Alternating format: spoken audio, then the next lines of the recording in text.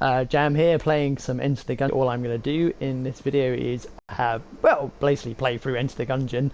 Do one playthrough, so this could go on for a minute or up to 5 minutes maybe, because I'm probably not very good at this game. I've only played a few rounds of this, but it's kind of fun, and I thought this would be a good little opportunity to test out, see if the audio is working when it uploads to YouTube. I'm still sort of testing out this sort of streaming stuff, and the idea is that in the future I hopefully will do a few more videos with playthroughs of games.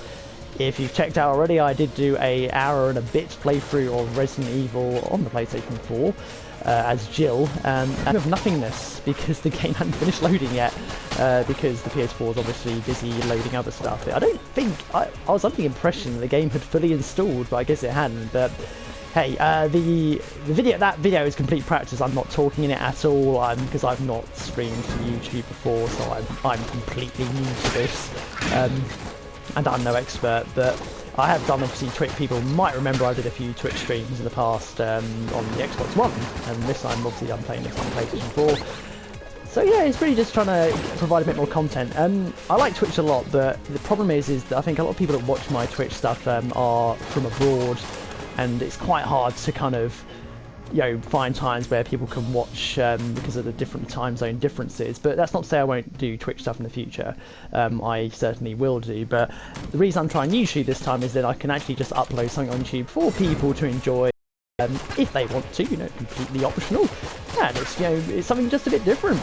Yeah, so basically, so what I'm going to probably do in the future is I will do a proper playthrough of Resident Evil Remake HD Super Duper version, HD version, or whatever you want to call it, because I like that game a lot, and it'll be kind of fun to do a playthrough with some commentary, but I will do some proper commentary with it. I intend to kind of talk you guys through kind of the mechanics of the game, maybe a bit of the history, and just something for your interest as well is I'm currently reading the novelization of Resident Evil The Umbrella Conspiracy by S.D. Perry, which is an old book, which I've read before, but I was going to revisit again, and I thought just for laughs, I was also commenting and talk about the differences between the book and the game itself, because there are some plot differences. S.D. Perry, who's a fantastic writer in my opinion, also famous for doing a lot of the Alien books, such as most of the Alien sort of novelization series, as well as some of the Predator ones as well.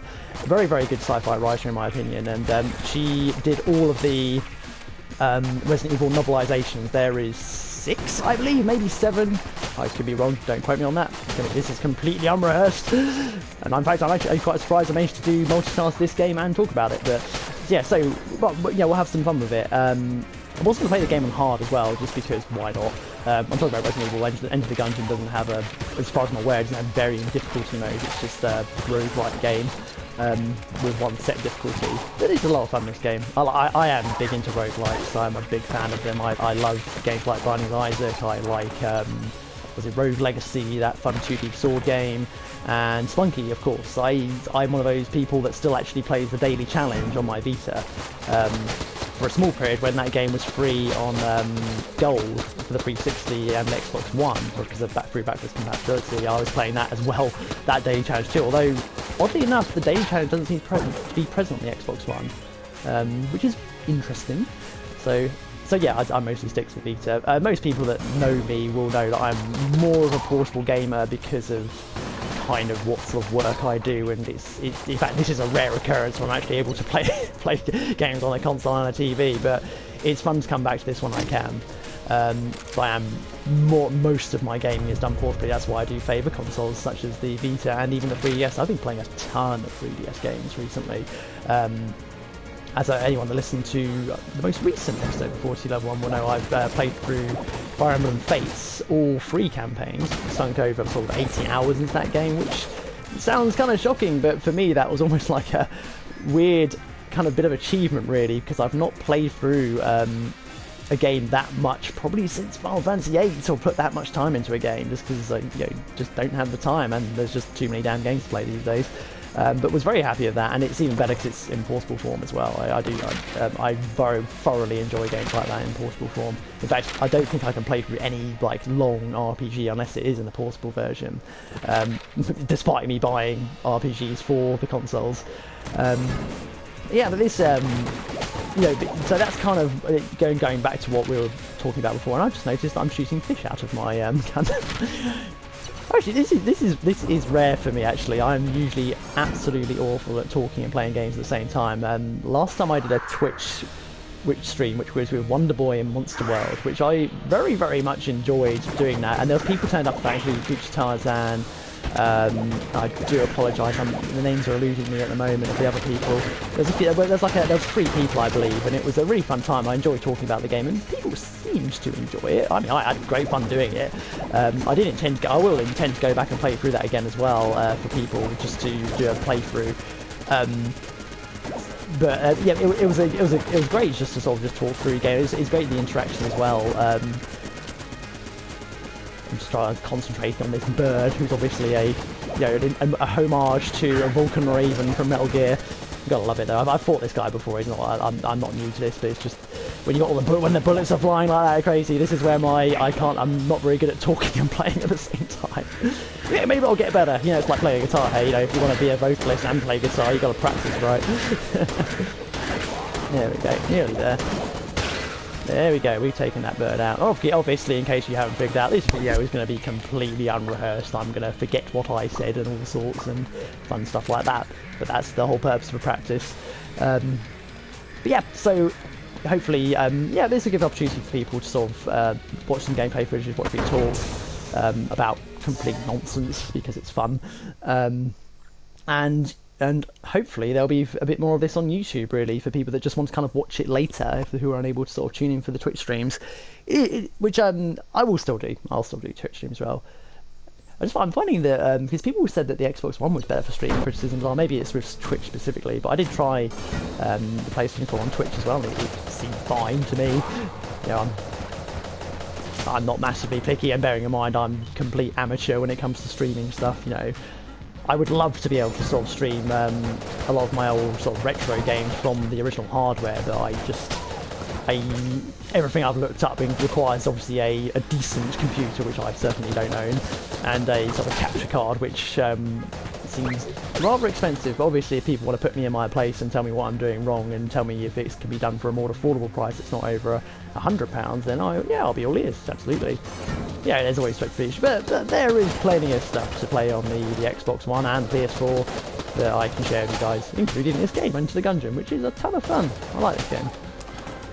A lot of these, I find a lot with these sort of indie games, these indie darlings, I mean, definitely Enter the Gungeon's in that category too, and even with those other games I mentioned earlier, like Splunky and Rogue Legacy and even Binding of Isaac, I find that they don't sell me straight away. It takes a while for the game to kind of grow on me. But that's a good thing, isn't it? You know, it's not, you don't want to get hooked straight away, and the more you invest in it, the more you have fun with it. At least that's sort of the emphasis of a roguelike game anyway. You know, you're in it for the short bursts of fun, really. And I think I've just noticed that we've gone way over 5 minutes, haven't we? Oh, really, I'm doing a lot better than I thought. Usually with these, usually with roguelike games, I don't last that long. It varies. You just don't know sometimes, do you? How long you're going to be. And I've got a bit of money. I'm just going to go into the... Should I get health? Yeah, I might just leave it. Maybe I'll gun, pun intended, for the premiere. Who knows? We'll see how we do. I like this gun I've got on the moment. What's it called? Does it have a name? I don't know if I can look up the names. No, never mind. I like this character. This character, she has a dog. You know, I like dogs. Dogs are cool. And I do find it kind of adorable this game how the guns are just like these little cute little sprites with their little happy face, well, kind of happy face, I guess. I always feel bad for killing them. In fact, I think I've said the same thing when I was playing through Wonderboy and Monster World. All the sprites in that look adorably cute. And I think I was saying in there that you don't really see many games like that anymore. They make you feel bad for taking the enemies out. But yeah. But I will get back to Monster World. I will probably start the playthrough again of that, because that was like a practice for the Xbox One, and yeah, I was just having fun with it, really. You know, I might take it a bit more seriously, do some better commentary. But then again, you know, people can let me know as well. You know, what do you prefer? Do you prefer unrehearsed sort of silliness like this, or you know, should we join a bit more scripted? I mean, the Resident Evil remake playthrough, I'm going to be a bit more prepared for that one, so I think it'll be more enjoyable. It's not going to be a speed run per se. I mean, it will be kind of a speed run. I mean, I'd probably sort of skip cutscenes and stuff like that, but I'm not gonna brush through the game. You'll go, especially if you play on hard mode. And again, if I'm talking at the same time, I will probably suck. But I've been doing a bit of practice in the background to prepare for that. Also, bearing in mind, I believe Fred has got the playthrough. He did do a speed run of Resident Evil HD. Yeah, I'm confused. I really should just call it remake. He did do a speed run of the remake version on his YouTube channel, which that's probably on the Game History 101 YouTube channel. So do look that up if you want to sort of see someone speed through the game. But there's a lot going on in this room. Sniper. Oh, I think I run. No, I forgot. No. So yeah, so that's kind of one thing I want to do in the future. Do a Resident Evil playthrough with some decent commentary. Share some sort of knowledge, or just share stories as well. Why not? I'll even go through that story with my old friend where we played it back on sort of launch era of the game, back on the old GameCube. It came out on there. God, saying that actually, did it? Okay, he might have just had the game. I think no, we didn't. I don't think we played it on launch. I think we just picked it up because it was at university. The game came out way before I went to university. Yeah, losing my again. This is what happens when you're unscripted and unprepared. But hey, it's all good fun. I am doing far better at this than I thought. Let's go up here. Let's have a look. I love the teleport feature in this game. It makes things a little bit more simple to get around. I am probably not going to last much longer. I've noticed. I've only got like a bullet of health left. Dark energy permits the shrine. No? Yeah, why not? Sure. Let's do a challenge. I've never actually done a challenge room before in this game.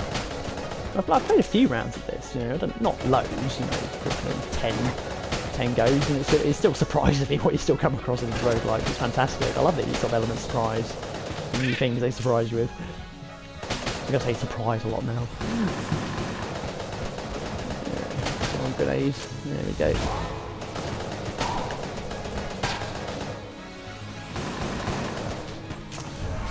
Oh god. Oh dear. Oh yeah, there we go. And that's the end of that. So yeah, I lasted a sort of over 12 minutes. So that's just literally a quick playthrough, guys. This is simply a test. I'm just going to go check and see if the audio's okay on this. I might keep this on my YouTube channel. I might not. We'll see. But if you have watched it, thanks for watching, and stay tuned for more of this stuff later. Take care. Bye.